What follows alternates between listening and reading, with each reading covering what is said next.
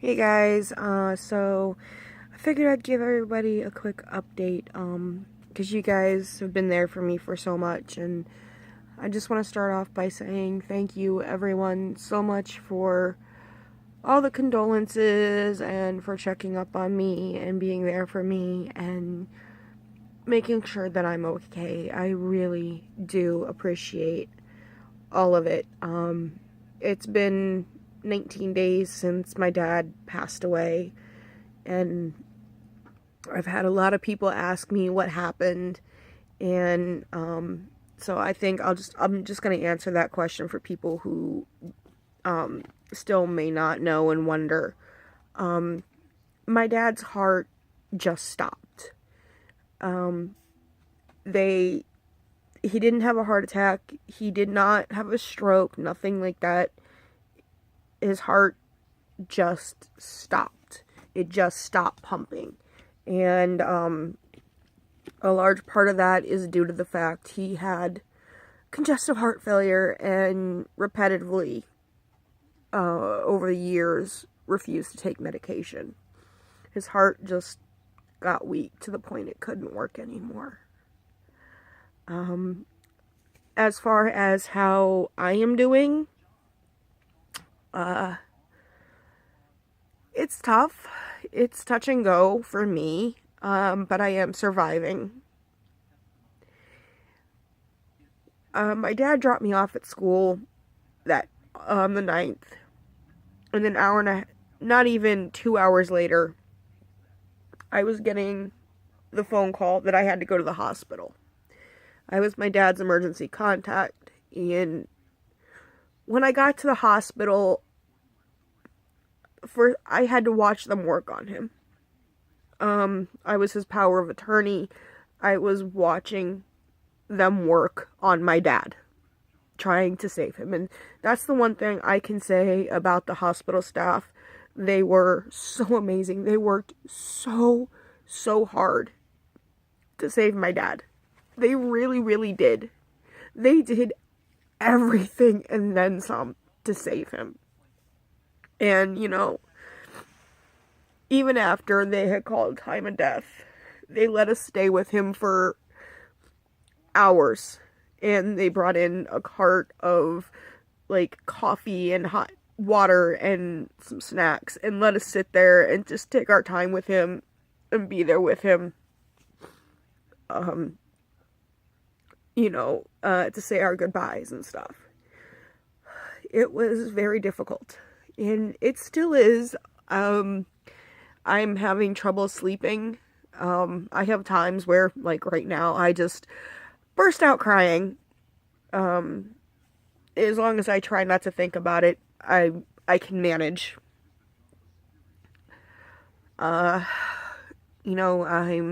I turned 36 not long before my dad passed away. And he had me promise to keep all of the pets together and, to keep things together. And I'm doing my best to keep that promise. I've never lived on my own before. I did get a lot of crap over the years for giving up going out, having a ton of friends, socializing, working full time, whatever. I got a lot of shit for it over the years, but the truth is, my dad was getting older. He would have been 73 at the end of next month.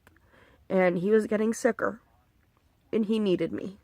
And I gave all of that up to be with my dad. And I will do it again in a heartbeat. I don't care what anybody thought. I was there for my dad when he needed me. And I will never trade that for anything. I'm learning a lot about being on my own. Dad died without a will. So I have to handle his estate and get it through probate. And I'm doing that. It's complicated. My aunt is helping me, but getting my brother to do any type of cooperation is proving insane. You know, it's not easy. I miss my dad every single freaking second. And I would give up every penny I have ever made, I will ever make. I will give up everything I have. Every single thing. I would give up my own health. I would give up the hair on my head. I would give up my nails. I'd give up everything. Just to have one more day. One more hour with my dad. I really would. Just to hear him bitch me out again, you know? To have him hit me with the cane in the middle of the night and say, hey, we gotta go to the hospital because he thought my grandmother, who had died 2 years ago, had been admitted for a heart attack again. I'd